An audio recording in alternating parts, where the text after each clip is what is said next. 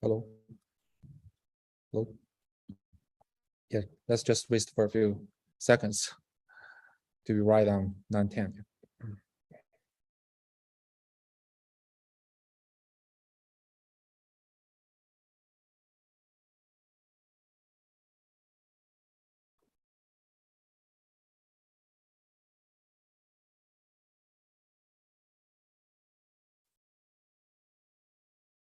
Oops.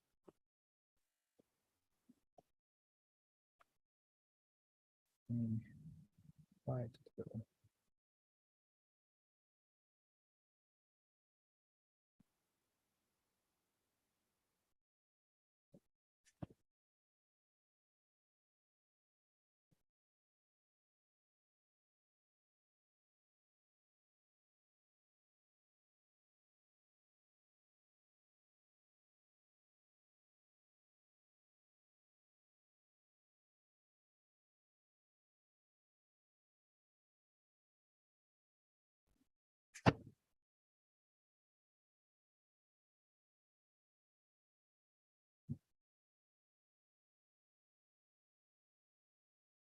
Okay, good morning, everyone. Can everybody hear me clearly? Or I need to increase my voice because it looks like this mic doesn't work. Okay, and is this a light okay for everyone? I can open more lights if you feel unclear about the screens. Okay, okay, okay. And okay, yeah, thanks for coming today for our class CS 5350, 6350, introductory to machine learning. So this is a hybrid class of senior undergrad and grad students. And before we start, I'm gonna first, I would like to first introduce myself. So my name is, I won't use that because this mic doesn't work. Yeah, I just try to increase my voice, right? If you don't hear clearly, just let me know. I will keep my voice on. So my name is Shandian Zhe. It's literally here. So the first name is relatively easy to pronounce. You could just pronounce it. But second one, for native speaker of English, it might sounds hard to pronounce. You can call me Shandian Z, or Dr. Z, or Professor Z, whatever. And if you would like to try to pronounce correctly, just call me Zhe. It won't be hard for Chinese students. It's a weird family name, even in my home country. Yeah, but yeah, but for simplicity, you can just call me Shandian. Yeah, that's very correct pronunciation. Yeah. So I'm an assistant professor at School of Computing at University of Utah. I've worked here for quite a few years. So my research area of focus is the so-called probabilistic machine learning. Of course, it's kind of like a big branch of machine learning. And probabilistic machine learning means that, okay, I will everything in a probabilistic framework, well, I can convert everything into a probabilistic version, like neural network. I got probabilistic neural network, support vector machines. I got probabilistic support vector machines, and so on. And here just a list of my research topics, like Bayesian nonparametrics, Bayesian deep learning, probabilistic graphic models, large-scale learning system, tensor matrix factorization, physics-informed machine learning, etc. I'm very excited about these research areas I'm working on. But unfortunately, I won't talk about throughout this semester in this class. In this class, I mainly talk about entry-level machine learning knowledge. If you're interested in what I'm doing, I mean, from cutting-edge research in my area, you're welcome to register my another class in the spring. It's called Probabilistic Machine Learning, right? Exactly here, right? Probabilistic machine learning, right? But today, we will only talk about fundamental machine learning concepts, several basic but very widely used algorithms and those stuffs and their applications. So I've been working in this area for, I think, more than 10 years throughout my PhD study and also my job here. So I witnessed how machine learning is starting from being hot to crazily hot. So yeah, I still remember like about 10 years ago when I submitted a paper to Neural NIPS. At that time, it is not called Neural NIPS, but I won't say what's the original name, but it's when we submit that submit a paper in that conference that year, and then the organizers, I mean, aftermath, the organizers can say, okay, the people have crazy passion to submit papers because we got like 2,500 submissions in that year. It's so crazy. We won't have enough people and reviewers to do the job and to organize those conferences. But guess what? Right now, almost all the top machine learning venues, like they receive submissions yearly like over 10,000. Right? It's it's kind of amazing. We can see that a lot of passion are keeping on this direction. That's make me feel really excited. At the same time, I feel like it's really competitive. Right? So okay, so I'm happy and very honored to have a chance to introduce what I have studied and learned for such a long time. So I would like to share any of my experience and even gossip during the development of this discipline. But today, I'm gonna first give a brief introduction about machine learning definition. I give you a kind of a little bit formal definition of machine learning. I would like to highlight several applications, haven't realized their existence, maybe not, and you see that how machine learning have deeply involved or influenced our daily lives. And then I will summarize the course content we're gonna go through this semester. And then I'd like to explicitly or very in detailed introduce the course requirements and policy, including homework assignments, projects, final exams, etc. Because this course is honestly very challenging, probably the most challenging course in the computer science department. So I've seen passionate students every year, but I'm also seeing like many complaints every year. So I'd like to emphasize I would say like possible challenges or possible difficulties in this class, and to give you a chance to weigh and balance and say if you can commit enough time and efforts to do this class. And also, if you have noticed, if you have seen the Canvas notice, we're gonna release our homework 0 today, and you got 2 weeks to finish homework 0. But homework 0 is mainly about review of the basic knowledge required by this class. And if you feel it's really difficult or it's too hard or it make you pissed off, and then you should really consider if you want to take this class this semester or you want to take it later. Okay. And then I will give a quick review of basic knowledge, like concepts of random variables, what is the meaning of mean, variance, independency, definition of convex function, and etc. I believe if you have taken some calculus course or linear algebra course before, it will be easy for you, but you might have not look at them for a while, but just to take some time to pick them up. Okay. Any questions so far? Okay, perfect. So first, let us talk about or discuss what is learning, or more specifically, what is machine learning, right? So before our discussion, we can start playing a game, right? So this game is called batch game, right? It's a very simple. It was initiated by the attendees of a theoretical computational learning conference like about 20 years ago, right? So the attendees of this conference in 1994, they received a badge, right? They received a badge, and of course the badge contains their names, but now along with their names, there's a label, right? Either it's positive or negative, but don't worry, it doesn't say, okay, if it is positive, meaning that you're a good guy, and the negative meaning that you're a bad guy. There's just some kind of label, right? Positive or negative. And there's only one person who knew the function that generates the labels. Basically, you're given the name on the badge, there is some kind of underlying function which tells you the label should be positive sign or negative sign.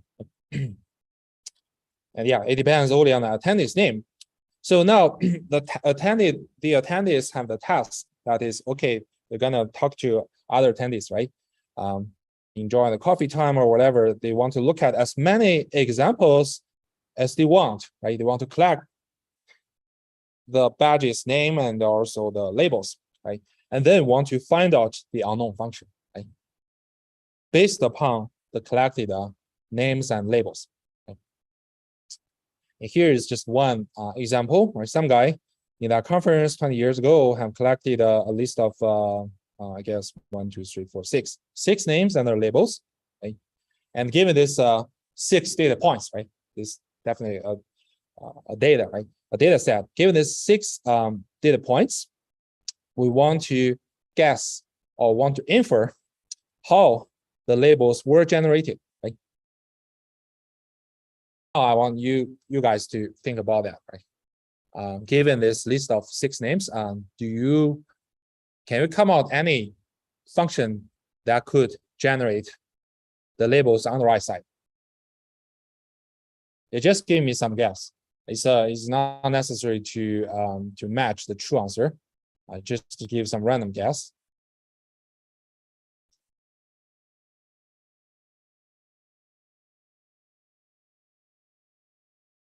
The length of the name is odd or even. You mean the full name or just family name or the first name? Yeah, we can try to count, right? For this one is Claire Cardio.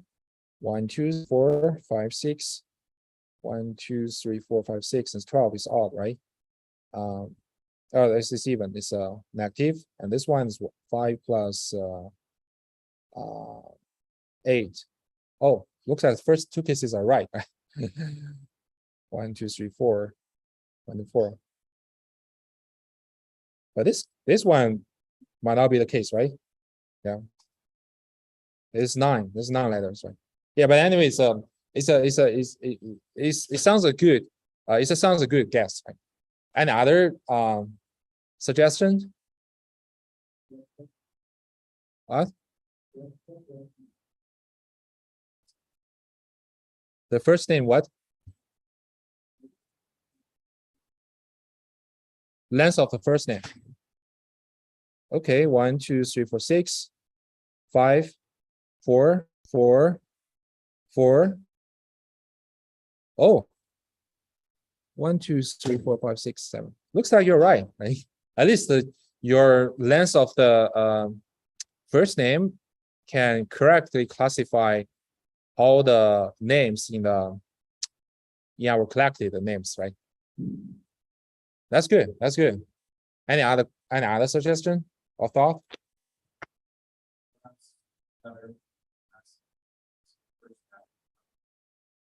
Wow. Let me take a look. Okay. So you mean it is the first half of the alphabet will be negative? Let me take a look. Oh, sounds right. Yeah, it sounds right. Perfect. Wow. You have more imagination or inference capability than the students I taught last year. Yeah. Any other options or thought?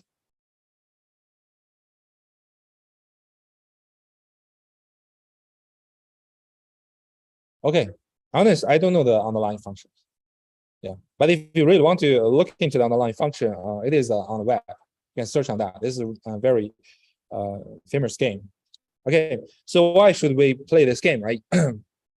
I want to use this procedure to tell how a typical learning procedure is conducted. Of course, it's a little bit different from our classroom teaching, right? Our classroom teaching, when we face human beings, I'll talk about, okay, what is the concept, what's the definition, given this problem, how can we solve that, right? But in real world scenarios, in many cases, like, there won't be a teacher telling you how to do that step by step, right? And most of the cases that, okay, you're gonna collect a bunch of examples, right? You look at those examples, you try to extract some kind of heuristics, rules, patterns, or statistics by following the rule you believe you can do well in some new tasks, right? So this is what typical learning procedure we're interested in, right? If not, we use some machine to conduct such kind of games. It is called machine learning procedure, right?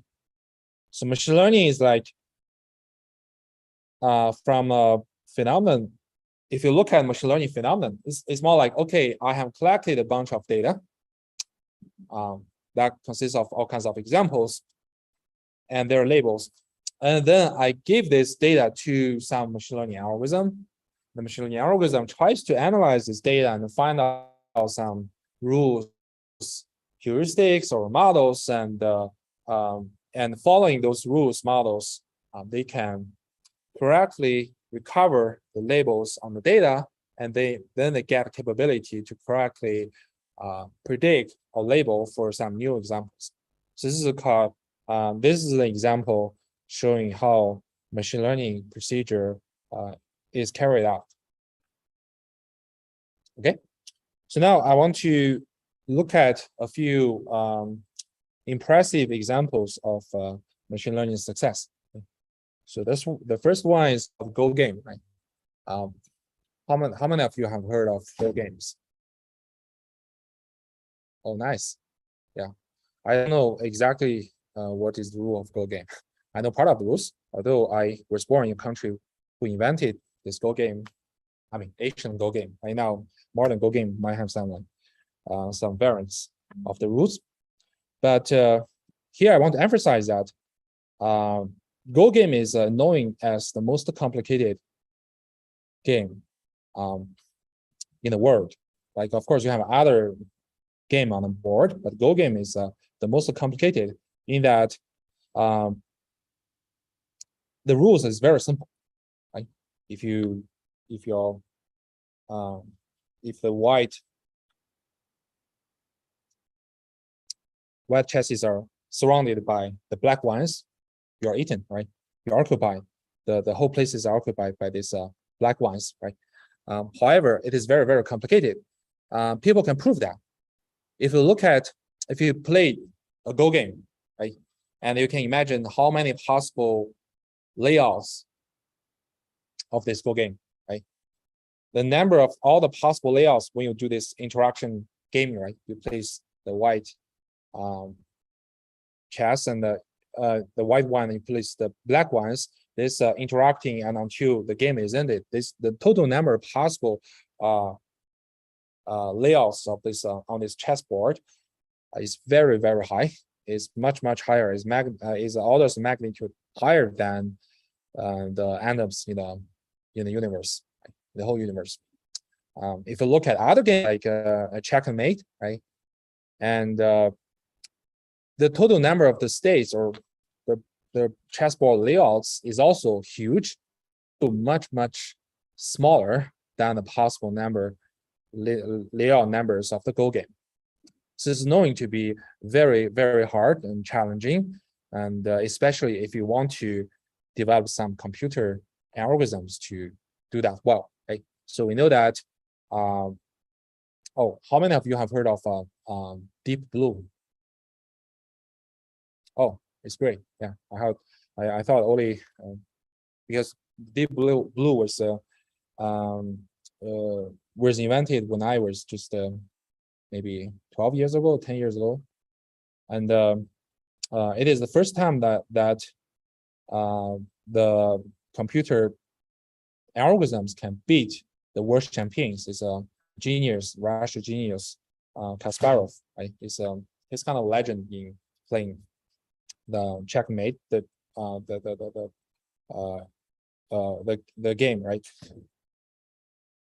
But that kind of algorithm still cannot do well for the Go game, right? So when I was in high school, I have heard that Bill Gates, at that time, he's still the richest person in the world. Right? He's the Microsoft is growing is growing as a giant, but it's kind of a new giant. It's not like an old giant like in this time, right? And Bill Gates wants to invest on developing computer algorithm to play Go game and to win human players. And they want to find some mathematicians, applied mathematicians and computer scientists in China, because they believe that a lot of Chinese people are like playing this. They know more nature about this Go game, but he was rejected because scientists saying, oh, this is too hard. I don't want to spend my time and energy in doing any hopeless thing in my whole life. Right? That's about I think it's around like 2000. That year I was still in high school. So basically, people thinking about, okay, for traditional game, like you have a queen, you have a queen, you do the checkmate. Those kind of games are relatively easy. You can still use algorithm like A star.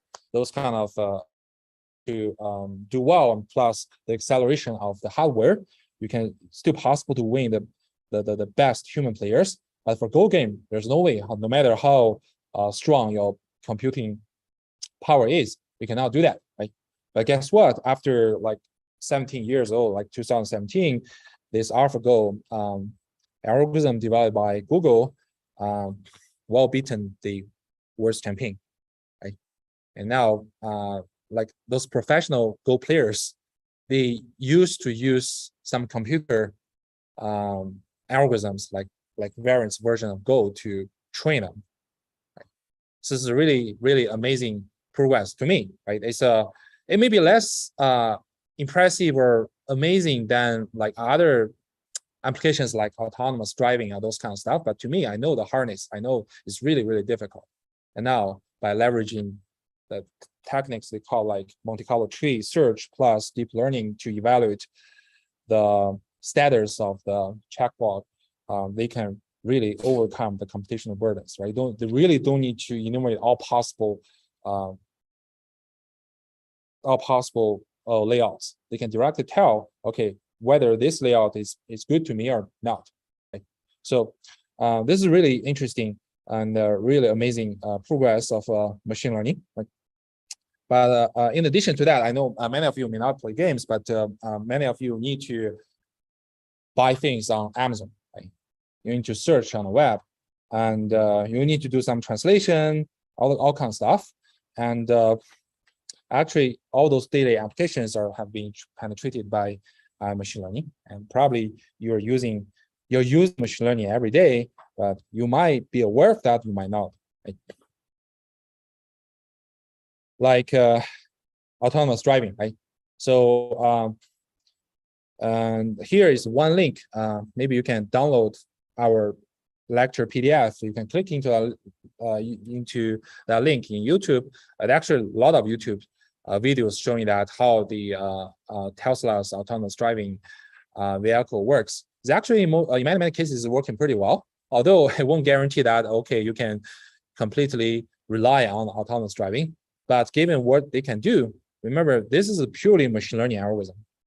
The Tesla's algorithm, they kind of abandoned like laser radar or even million radar. They just million wave radar.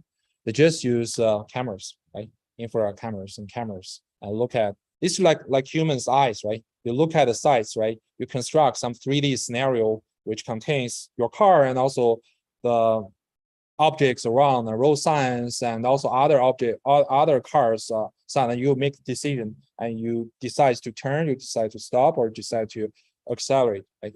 It's really amazing. Although I guess it's still not reliable, robust enough to be deployed full time on the roads. But such kind of achievement is really amazing. I cannot imagine that when I about 20 years ago or even 10 years ago. Okay. So all those have showing that okay, machine learning has already started from being purely academic things become the influencing our daily lives. Okay, and also the translation stuff. I still remember that. I think it's about 2006. I've seen the Google Translation's first version released online. At that time, we tried to translate English to Chinese, Chinese to English. Well, the quality is really, really bad.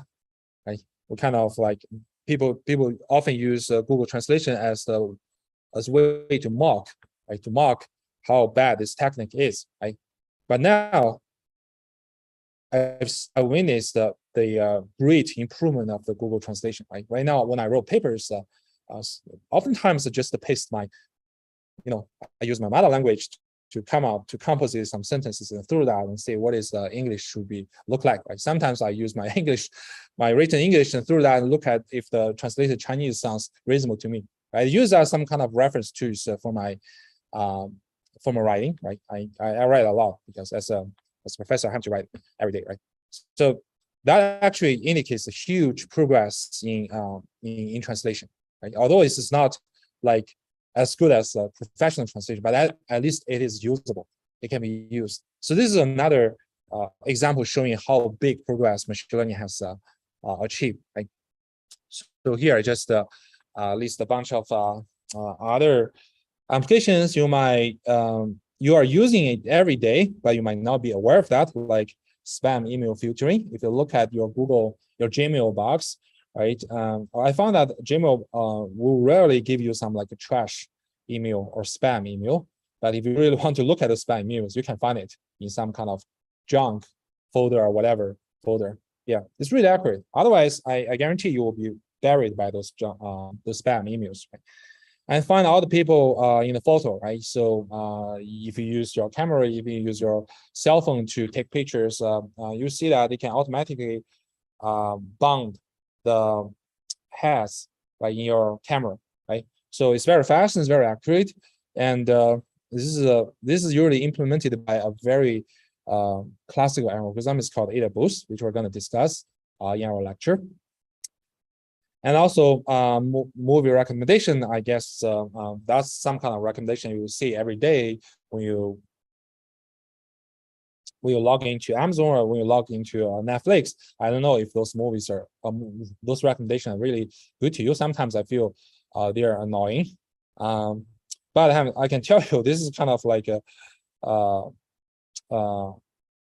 their most important things to earn money. Like you might feel like, okay, those product recommendations really, really boring and it's disgusting sometimes, you feel like, right? But as long as they can attract only 1% of you guys to click into that one, and on those clicks, another 1% people trying to buy them, then they can earn like millions of cash every day. So that's why like Google and Facebook and other like Pinterest, all those kind of internet companies trying to hire the smartest brain in the world, trying to increase your click-through rate and conversion through rate, like because it really brings money. Right? And using stock price, you predict stock price going up and down tomorrow. That sounds kind of like very hard. But I can tell you, those hedge funds are doing this every day. I got a friend. I have a friend. He should be my academic brother, elder brother, and he graduated and he went to the Wall Street. And right now he's in a hedge fund called Millionaire. If you look at the web, Millionaire hedge fund is very, very famous hedge fund, and he refused to talk to me about how they do this, investment and buy out. He said it's top secret. They will never publish papers on that. But sometimes he kind of asking, right, are you doing some reinforcement learning techniques plus blah, blah, blah? I said, I guess that must have something to do with what he's doing to earn money, but he will never tell me the details. So that's why I do believe the machine learning is taking effect, is influencing on this financing stuffs, but to them, they won't publish papers. They will them their secret weapons to earn money. Handwritten recognition. I think this is kind of like very old time applications is used everywhere. Like in post office, if you want to look at the postcode, they want to allocate the mails into different places, right? In this place, I'm postcode. In this place, I'm postcode. Right now, there's nearly no people would read those postcode by themselves. They're all done by machines. Although only those very hard to identify code will be delivered to will be handed over to some human to identify them, right? And online advertisement, that's where the source how those annoying ads are showing on your web page every day. It's also done by machine learning, but again, this machine learning might be more beneficial to companies rather than end users, right?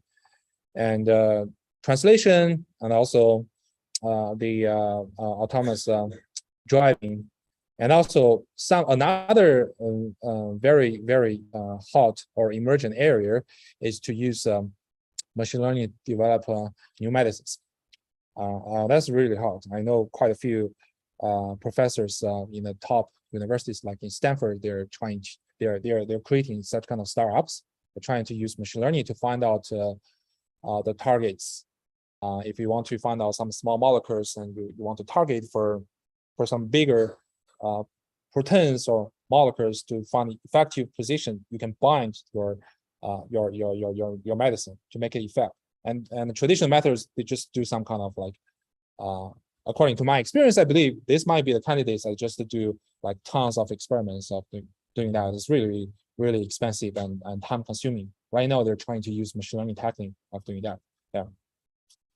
Okay, so these are just about, I try to brag about how useful or how hard machine learning is, right? But what is learning, right? And how should we, what kind of definition should we give for machine learning, right? So through playing the game, we kind of have a sense of like how machine learning is conducted. You're given some data and you're trying to guess some underlying heuristics or rules or models to help you to generalize your capability of doing something, right? But now let's try to give a more clear, a formal definition of machine learning, right? So the word or the phrase machine learning was invented a long time ago, right? It is actually, I say like it is invented as long as the word artificial intelligence. Right? So I would say like machine learning is the major horsepower of artificial intelligence. When people say, okay, artificial AI can do this, AI can do that, we can exchangeably use machine learning can do this, machine learning can do that. Right? So then what can we say about machine learning, right? So we can start with the pioneer, Arthur Samuel. It's like one of the several early people who won Turing Award. He gave a relatively rough definition of machine learning. He said that, okay, machine learning is a field of study that gives computers the ability to learn without being explicitly programmed. Right? That sounds right. Like suppose I want to use machine learning to classify or to recognize people in a photo, right? If I do some explicit programming, okay, for this particular picture, I take here, right, 10 minutes ago, I can tell, okay, just look at those pixels, and some guy in that picture might have like a red hair, someone have black hair, and then you identify the position. Well, you can tell this is where the people in the photo is, right? But what if I take another photo? Right? Yeah, another photo. There is another bunch of people. Right? Somebody even might not have hair. Right? And then if I still want to identify people in that photo, what should I do? Naive approach. Okay, I will look at. Okay, I say, okay, this particular guy, they have some kind of features like they have wearing some black shirt. The other guy wearing suit. Right? You just look at those pixels which represent, associated with suits or black shirts. I can identify the people there. Right? That's definitely not machine learning. Machine learning wants you to have some ability, right? I have some training procedure. I give you a bunch of photos and tell you, okay, people in these photos are here, and there. Right? When I learn that, when I give you a completely new photo, you should directly tell me the people in the new photo where they are, right? So the one key characteristics of machine learning reflected from this definition, that is the generalization, right, or generability, right? So I can learn something, learn concepts, learn rules from some old data. I can inherit this capability and use to fulfill some new tasks. That's one goal of the machine learning, right?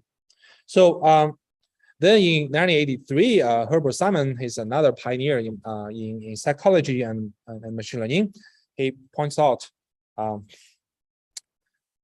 the nature of learning, which is generalization, right? Generalization to new stuffs, new contexts, new problems, right? So learning denotes changes in the system that are adaptive in the sense that they enable the system to do the task or tasks drawn from the same population more effectively next time, right? So like take the photo example we just discussed, right? And in the previous stage, okay, I take some training, I take some time for training, right? I need to learn the rules to identify people in photos. And then in the next task, right? The next task, given a new photo, you can more effective, you can do it more efficient. You don't need any training. You can directly tell me or point out where the people are in that photo. Right? So now let us proceed to a more formal and clear definition about learning, right? Which is given by Professor Tom Michel in CMU. In his definition, right, he said, okay, a computer program is said to learn from some experience E with respect to some class of tasks T and performance measure P. Right? If performance at tasks in T as measured by P improves experience E. Right? So in our case, like experience E meaning training data, right? Means training. Okay, it means that okay, if you want to do some class of, like for example, recognizing head people in photos, right? This is your class of tasks, right? You have collected a bunch of training data, namely experience E here.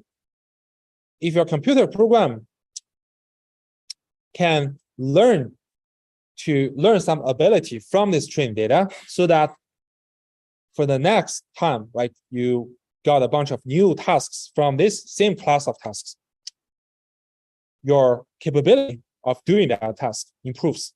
And improvement is reflected by some measurement P, right? For example, some kind of accuracy, some kind of test error, all those stuffs. Okay, any question regarding the definition of the machine learning? Does this sound intuitive to everyone?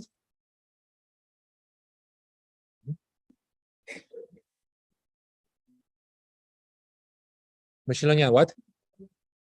Oh, that's a good question. Deep learning is just one specific instance of machine learning. So while if you want to do learning, you can have shallow learning. We have deep learning, right? So deep learning usually refers to how you design a model for machine learning. And in general, like if your model is built to be complicated in a sense that you have many layers, it's not necessary. Deep learning is not necessary to be a deep neural network. It can be any hierarchical model. It can be some hierarchical SVM or hierarchical graphical models. You have a layer-wise models, and layer by layer, you have many layers. We usually call it deep learning. And the benefit is that through this layer-wise transformation, you can capture some like very complicated features in data. But in many cases, even use shallow learning can give you good performance. Any other question? Yeah, feel free to interrupt me if you have any question you want me to clarify, or you didn't hear me clearly, you want me to read something, just let me know, right? Okay, so now we give some kind of formal but intuitive definition of learning, right? But here I want to emphasize again, the key or the crucial concept in learning is the ability to generalize, right? Like for example, if you are given training data, right? I can connect. I can just I do not connect any learning. I just memorize those examples, and I can still give you a 0 error on the training data, right? Suppose my task is to recognize dogs, right? I have collected these 9 pictures as my training data. I just memorize them. Then if you test me with any of those 9 pictures, I can still tell you this is dog, right? But this is not called learning. Learning always means you have kind of generalizability to some new instances or new examples. For example, right, another dog, right, wearing a pair of gloves. And if you're doing learning, you should be able to recognize this is also a dog, not a cat, not a dog, right? Okay. So now I want to highlight the motivation, right? Why we study machine learning. Right? Of course, one is from like curiosity in scientific view, like we want to build computer programs or systems or robots with new capabilities, right? This is kind of like a dream of a scientist from ancient Greek, right? They want to build up some intelligent robots, right? They can speak, they can think, they interact with you, they can make things, all those kind of stuff, right? This is an old dream, it's a long-term dream, right? But in addition to that, from the psychology or human behavior learning, right? We want to understand the nature of human learning as well, right? We know that every human being is able to learn, right? And we're so efficient and so smart. Like sometimes you don't even to give some like a very formal, very rigorous definition of things you want to learn, but just to watch, just to look, you just think, you learn, right? And this sounds like some capability you got when you were born, right? But what's the mechanism? Why you have such kind of nature, right? How it is evolved, or maybe it is evolved or not evolved, or I don't know, right? We don't know, right? And throughout the study of machine learning, it might give us some of a hint or clue to uncover the nature of human learning as well. This will be very, very important for the improvement of human beings themselves. And of course, ultimate goal is to develop robots that can learn as human beings. It's just like artificial intelligence, right? This is reduced to the ultimate goal of artificial intelligence. Learning, of course, has a bright future, right? Or for my, I think that's when I about to graduate from my PhD, my advisor told me that she said, like, in my foreseeing future, I don't see any chance that machine learning will become like less is not as hot. In the foreseeing future, she views like machine learning is becoming hotter and hotter and more important. That's one reason is that okay, people have seen how useful machine learning.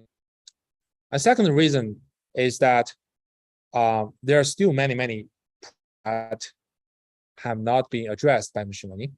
Like we know that okay, machine learning now, if you do like image classification, human's voice recognition or face recognition can be very accurate, even more accurate than our eyes, right? That's why that may be why this iPhone now use Face ID to unlock your phone, right? Rather than use your fingerprint, right? However, there's still a lot of problems are open, right? Like how do we develop a general artificial intelligence, right? Oh, by the way, maybe you have heard the news that some Google researcher or engineer, I don't know, and claim that he did will the Google artificial intelligence has some real intelligence, and Google has fired him. And people, I think that might be Google is hiding some big conspiracy. They haven't built up some real intelligence, but they want to hide it.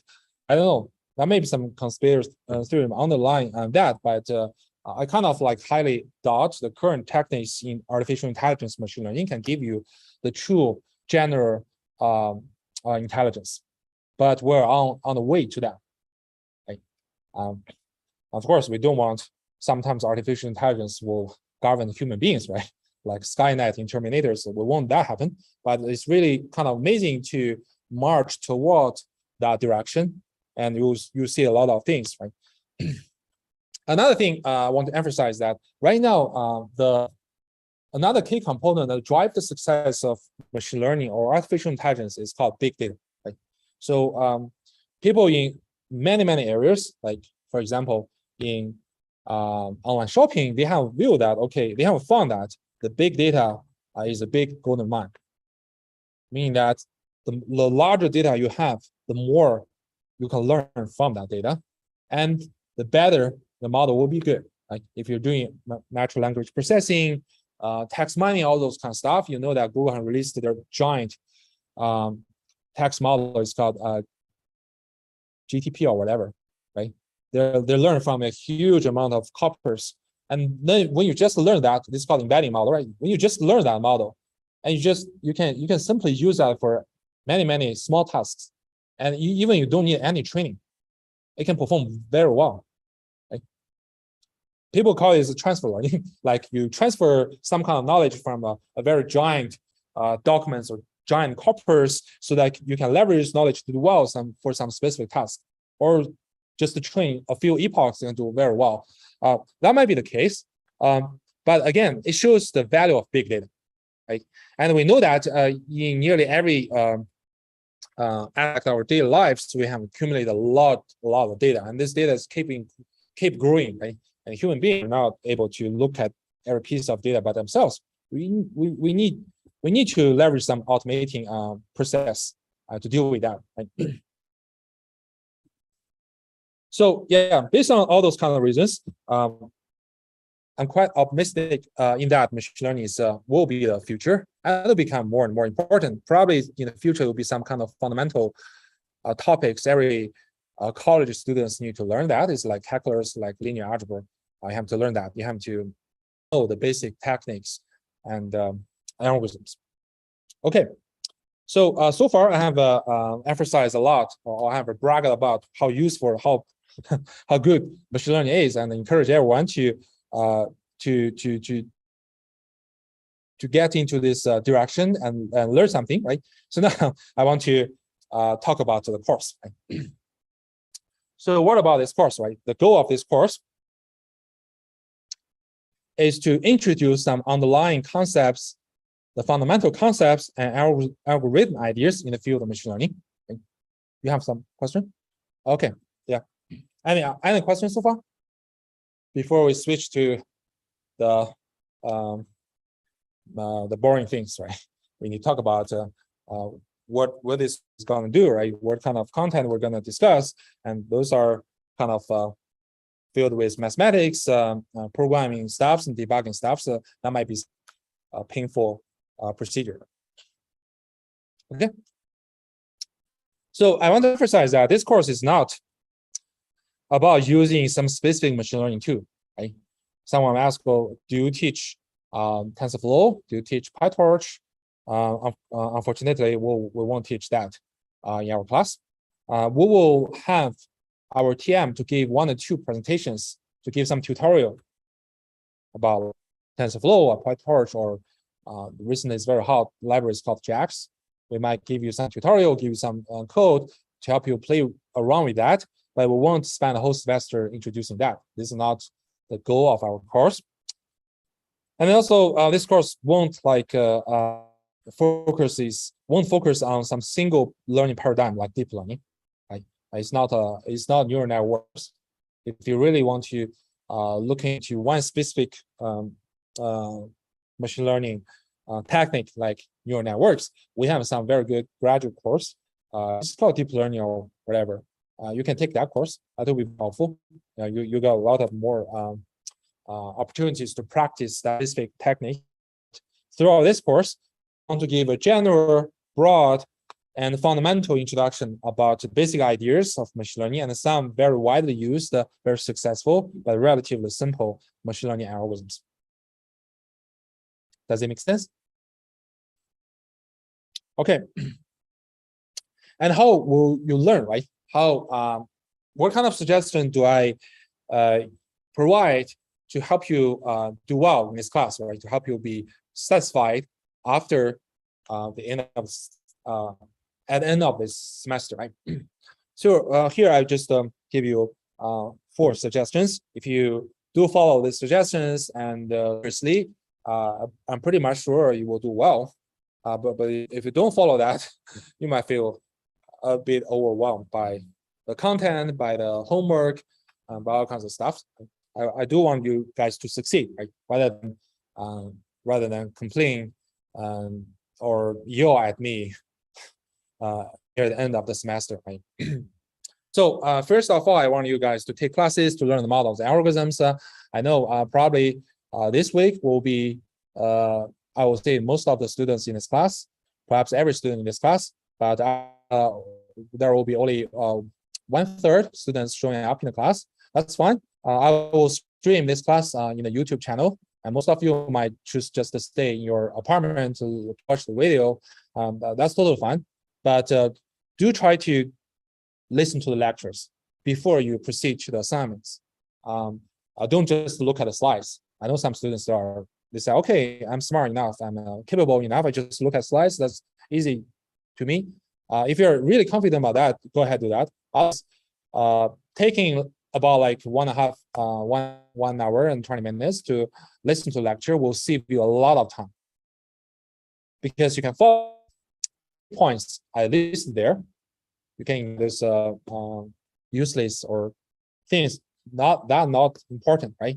You look at the key idea, and then you look into the details throughout the slides. It will be much more efficient. And then you start you do the homework assignments. It will be efficient, right? Okay. The second thing is that after you have taken classes, you have reviewed the lecture slides, you believe that, okay, you understand all the points, all the content in our lectures. The next thing is to strengthen your understanding or make you better master those content, is to finish the homework assignments. Right? Finish homework assignments. We have later I talk about the workload for the homework assignments. It's not deep, but it's not very light. Right? It's not light. So I will encourage you guys to start doing homework as soon as possible. Because of the workload, I usually don't believe you can finish your homework assignments on the last day. Do it as soon as possible, and try to leverage the office hours. Later we'll talk about, we have office hours every weekday, especially on Friday. We got 5 hours on Friday and about 2 hours on other weekdays. That should be sufficient to help everyone, right? But if you want to do everything in the last day, in the last minute, it will be very hard and very challenging, right? And if you fail to do that, it will make you very frustrated, right? Why not start doing that early, right? I try to keep reminding everyone to start doing homework as early as possible. Right? Hopefully, that will make you feel much better about this course. And then throughout the homework and the projects, throughout homework, you'll see that you will need to implement those learning models and algorithms by yourself. So this probably is different from many other introductory machine learning courses or artificial intelligence courses. We emphasize practice, meaning that you cannot just look at algorithm tables, feel like, okay, I know that, I understand that. You have to implement from scratch, you have to test it, you can debug it, and on some real data set and showing some reasonable good performance. And this is a sign to demonstrate you really understand this algorithm. Right? So it will take some time. Again, that's why I encourage you guys to do homework early. Right? And then we have some course project as we will detail later. Right? And this course project will encourage you to apply machine learning techniques in whatever problems you're interested in. If you're a grad student, you might have some research project, right? You want to test some machine learning algorithm for problems. That's a good course project. Or we have some Kaggle computations, which you can try to implement your own algorithms, or you can even leverage some off-the-shelf machine learning algorithms or libraries to do that kind of task. Throughout this testing and computation, you will know, okay, for this particular problem, what kind of algorithm work and why it works. It will strengthen your experience and also sense about machine learning applications. Okay, any question regarding these suggestions?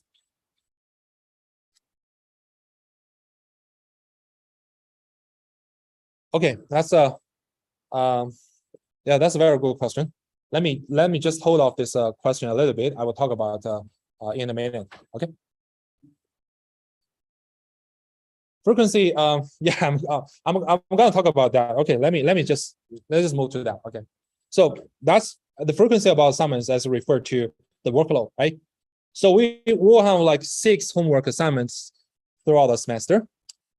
Homework 0 to homework 5, right? We're computer science people, so we always start from 0 rather than 1, right? So homework 0 is actually not directly related to specific machine learning models and algorithm. It's just a quick review of the things you have learned throughout your college, right?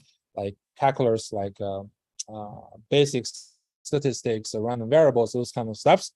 But homework 1 to 5 are machine learning, all about machine learning, right? It consists of like 2 parts. One is paper problems, where you have to do some kind of analysis. You have to practice some problems we have discussed in the class. And then there's another section, it's called programming section. And usually it covers nearly all the specific machine learning algorithm we discuss in class. So basically, the total number of homework assignments seems not too many, right?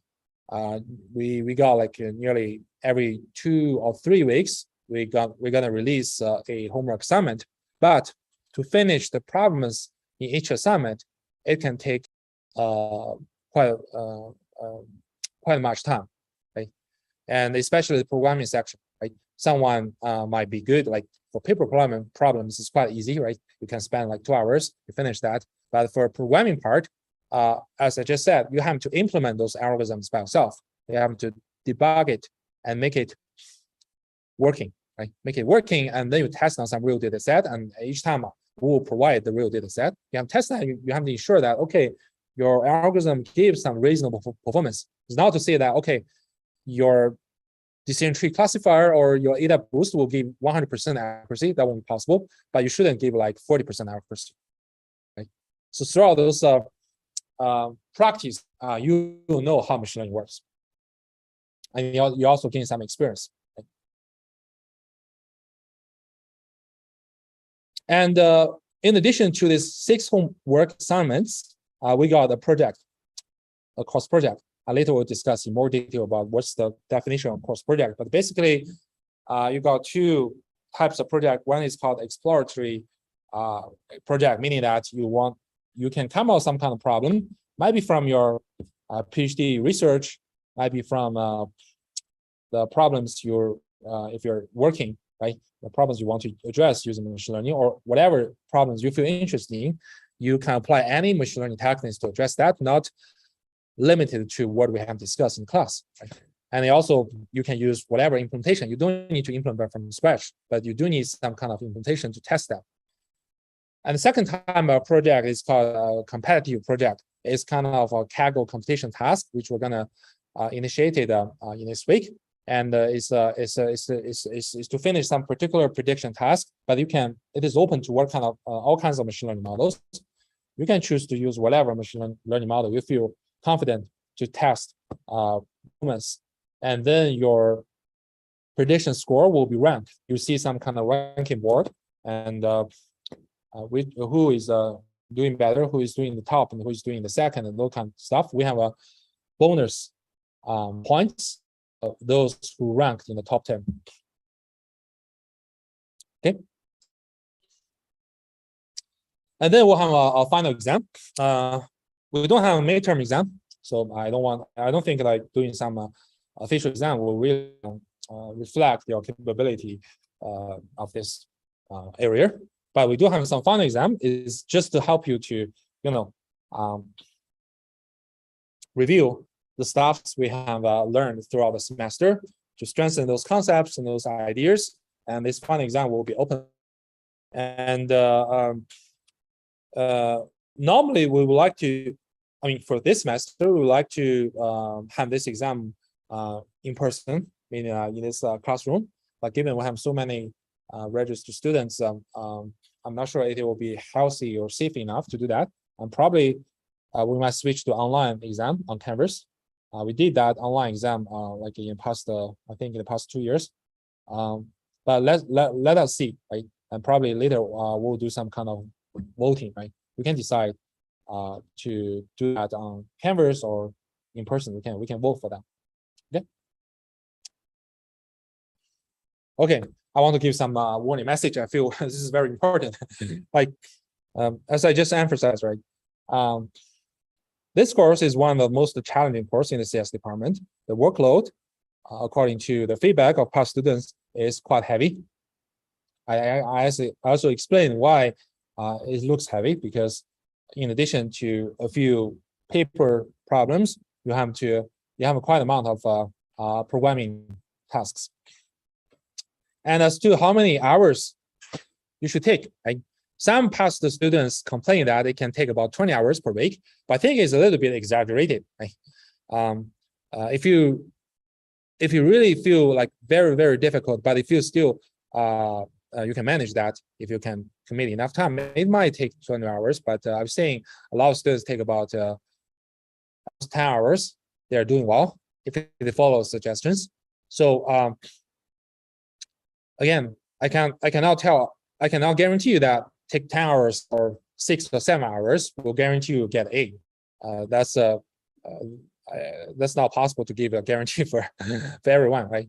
It's really personal. But if you're really difficult and feel you need to take a lot of time, like 20 hours per week, just let me know and see what I can do to help you, right? Otherwise, if you have a normal background, you have no problems in programming and debugging, and if you do follow the suggestions, like take classes regularly and listen to lectures and review the slides and do things carefully, start doing your homework early, I think at most hours should be enough. Does it make sense?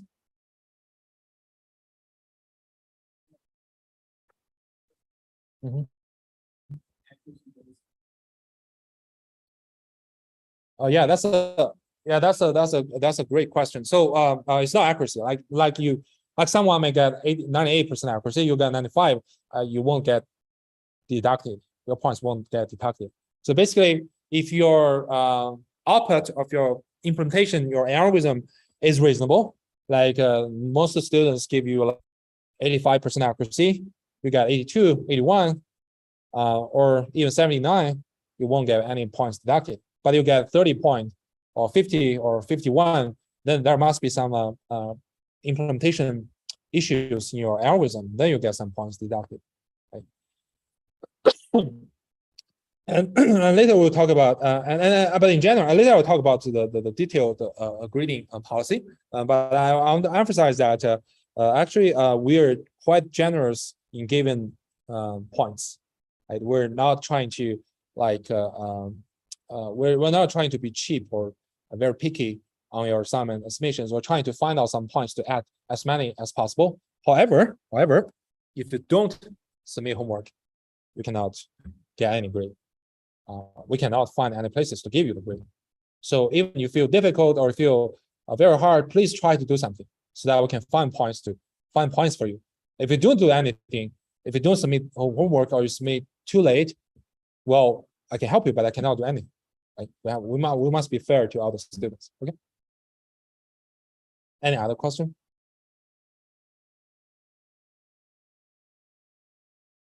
Okay. So if I would like to increase the credit of this course to 4, because I feel 3 might be a little bit according to workload. I also heard some complaints about that. From the past students that said, okay, given this workload, given this amount of time I spend on that, I should receive 4 credits rather than 3 credits in this course. Yeah, I do agree. I was trying to talk to the, but I mean, increase the credits after the approval of the main is not to me. I totally understand. But again, I want you to be extra cautious when you make the decision. We have like 2-week window. You can try to feel like, okay, whether this course is a good match to you, or at least for your schedule, right? It does take some more time than you think for other courses, and you do need to commit enough efforts and time on doing that. Otherwise, it's hard for success. I mean, there are always some exceptional cases. Some smart students, some genius students, they might feel it's really easy.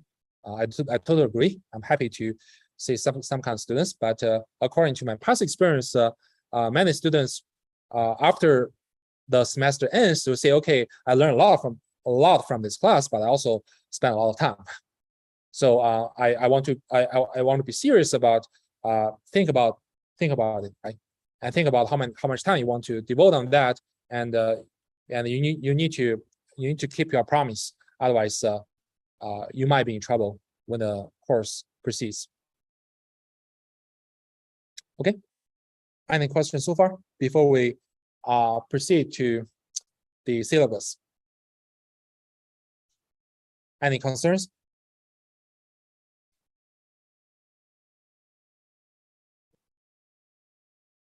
That's a good question. No, we don't restrict the particular programming language you used to implement those stuffs, but I encourage you to use Python, MATLAB, or R, rather than use C++ or Java. This is just to reduce your workload, because you can use a lot of numerical libraries off the shelf. You don't need to you don't need to implement matrix multiplication by yourself, right? But if you insist on doing that, you can do that. We just request you to make sure your algorithm is your code is executable on the CAD machines, because our TMs is going to grade you and they're going to test your code. They're going to run that on those CAD machines and say if it gives some reasonable results. They will also look at the structure of code to ensure that the necessary components are there, but not just empty functions or something like that.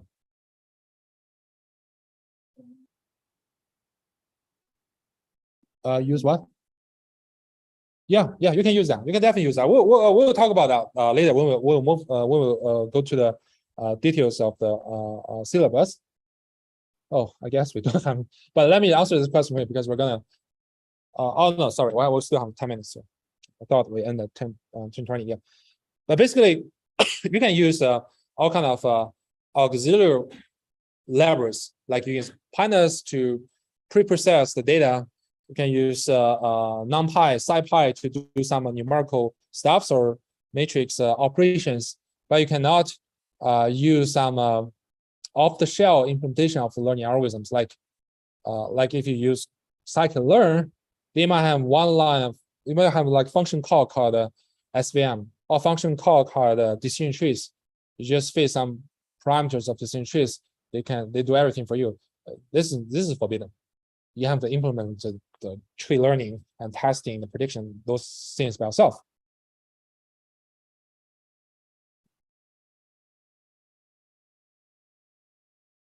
Can you speak a little bit louder?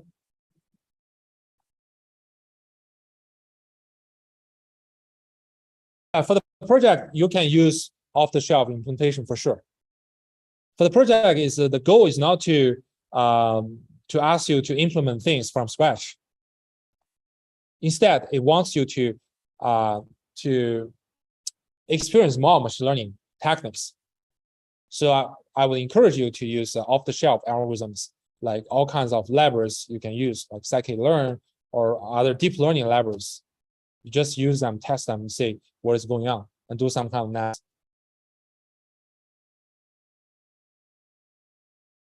Other questions?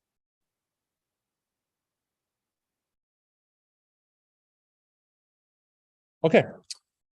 So yeah, please bear with me. We still need to spend quite a amount of time at the beginning to talk about the course policies, because I want everybody to get clearly the goal, the rules, and the expectation of this course, so that you won't get confused in the future. Right? So I'm gonna. What is going on? Okay, it's not caused by me, right? So I'm gonna go through the syllabus first. Let me hide this guy.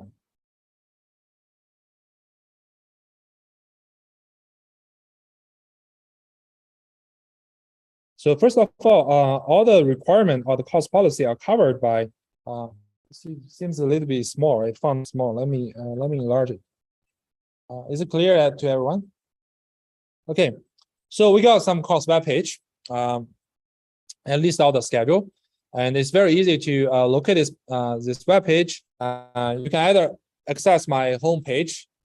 It's very easy. You can search my name on Google and just click into that. It's my home page, or you can just look at the link at Canvas. In Canvas, we have released the link to the course web page, the link to the syllabus. Yeah, maybe the most convenient is just through access my home page.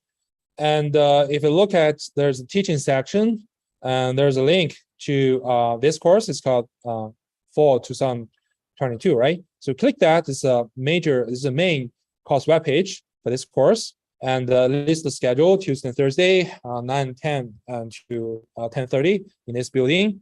And also we have highlighted the final exam here. And if you're not sure about it, you can check this official page. Official page actually give the schedule of exam of every class in the University of Utah. Right? So you can double check with that. And but again, it might be we might have this final exam in this exact classroom, or have it online. But let's see. And this is my my name. Right? If you want to go back to my homepage, you can just click this link.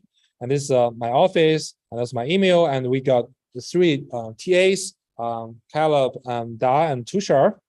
And these are their email addresses. You want to ask specific questions, just to send them emails. And here, this is the list of the office hours. As we mentioned that we got office hour every weekday. So please do take advantage of that and help, and don't complain. Like, okay, this is 3 hours before the deadline. I haven't started doing my homework, and I found no one could help me. Yeah, I'm kind of I'm kind of sympathetic about your situation, but I cannot really help, right? If you come to us early, you will receive a lot of help.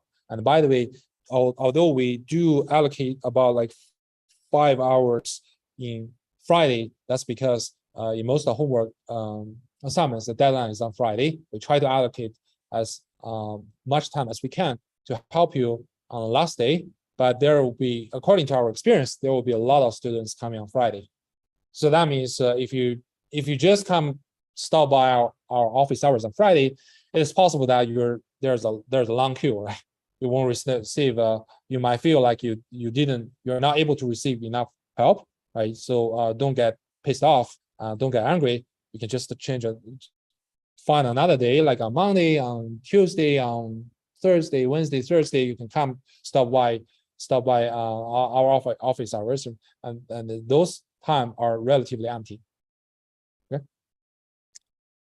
So let me click into the syllabus, because this is important. So again, we have these 3 teaching mentees. And this is the link of the course page. So we can also return to the course web page by clicking the link in the syllabus PDF. Right? So here's my office hour. It's just on the class day, like on Tuesday and Thursday. I'll provide office hour from 12:30 to 1:50, and I got a meeting on 2 p.m. So I have to stop at 1:50. We can talk about things for a few more minutes, but I cannot continue after 2 p.m. But we do have other office hours on Monday, like from 12 to 2 p.m. And Wednesday, provided by Caleb from 11 a.m. to 1 p.m. And on Friday, all the 3 TMs of TAs, they have their office hours from 8 a.m. to 9, and from 10 to 1 p.m. Right? So if you want to really utilize Friday office hours, please come early because the schedule of our TM, he has some things to do on Friday afternoon, so he has to open early his office hours. But if you come here, I'm pretty much sure 8 a.m. Nearly no one will come. Right?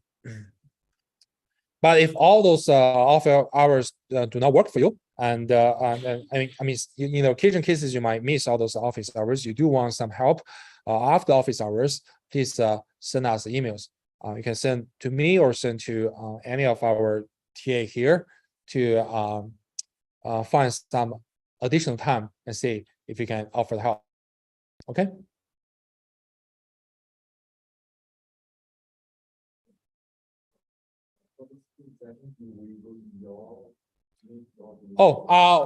Yeah, that's a good question. That's very good. I almost forgot to mention that. Okay, so due to the construction issue, maybe you have be aware the MAP building, the Marriott Engineering Building, which is our home building, is in construction for several months.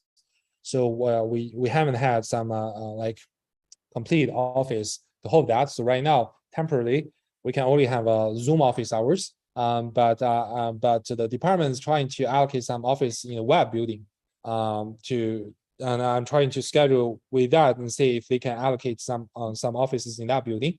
We'll update you as soon as possible. But right now, let us just use Zoom for the remote office hours. And the Zoom link, I will post them on Canvas today, and you'll see that. And later, when we have the physical places to hold office hours, I'll update that as well. You can see all those notices or announcements in Canvas.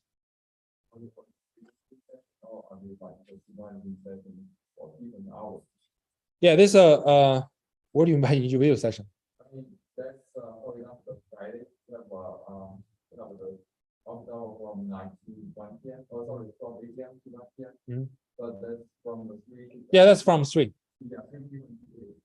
Yeah. And then do we just one Zoom link? Oh, sorry, you have to go to different Zoom links. Oh. Yeah, because those links are. Yeah. Post they're created by some. They have their own Zoom account. Oh. They create their own meeting link. Oh. They just click into different links at different time spots here. Other question? Okay, so yeah, I want to give a brief discussion of this course. I just read through them. This course introduces basic knowledge of machine learning. The topics consist of several fundamental and widely successful supervised and unsupervised learning algorithms, such as decision trees, perceptrons, deep neural networks, kernel methods, support vector machines, and probabilistic methods. And what do we expect after you take this class? We hope that you will understand the machine learning ideas and paradigms in general. And you will be able to identify appropriate machine learning problems for your research and applications. You will gain that kind of insight from practice, program practice, your homework assignments, and projects. And you'll be able to design machine learning models and to implement learning algorithm, for example, with appropriate tools if necessary. Right? So regarding the books, right? We don't have designated textbooks for this course. We feel that this are unnecessary because if you look at some machine learning course, all the book is very thick, right? Like 1,000 pages. We don't want you to be overwhelmed by a thick book. But we do provide some good references. If you have enough time, you have additional time and energy, you want to look into more details about some areas or some type of models, feel free to do that. And here we give some links here. Like one is provided by Kevin Murphy. He's a probabilistic learning guy. I'm a probabilistic learning guy. Right? He wrote this book called Machine Learning: A Probabilistic Perspective, about 1,200 pages. It's very very comprehensive and detailed introduction about probabilistic learning. If you're interested, you can take a look at that. But it might be too detailed, right? And this classical one is called Christopher Bishop, written. It's called Pattern Recognition of Machine Learning. It's very old but very classical book. I learned basic machine learning from this book. And this book is actually lecture notes. It's called A Course in Machine Learning. This is actually a quite quick and easy introduction of the machine learning. If you're interested in that, and if you look at topics which are not covered by our class, you can take a look at that. That can be helpful. And also this book is called The Elements of Statistical Learning. Those are written by statisticians from Stanford. This book emphasizes more on the statistical learning perspective. Like they're doing statistics, machine learning is a particular type of statistics. If your flavor is more toward like statistics, you can take a look at this book. They gave some like formal formulation or characterization about some basic concepts like overfitting, like generalizability, which we won't discuss in that detail. And also, this book is also very old and a classic book written by David Mackay, who has passed away at Cambridge. He's from Cambridge University, right? It's called Information Theory, Inference and Learning Algorithms. It also provides many interesting insights and connection between information theory, machine learning, and the machine learning training and inference. Right? Okay, I think we can stop here today, and please bear with me. We will spend most of the time in the next class discussing about the cost policies and the expectation, so that to make everyone posted about the requirement. Okay, see you on Thursday.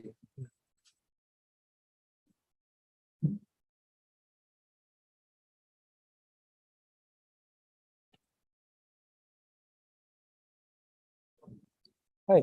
Thank you. Really nice course. I'm Zara. I starts the student. I was in touch with you through email to give a permission. Just oh, really? Yeah.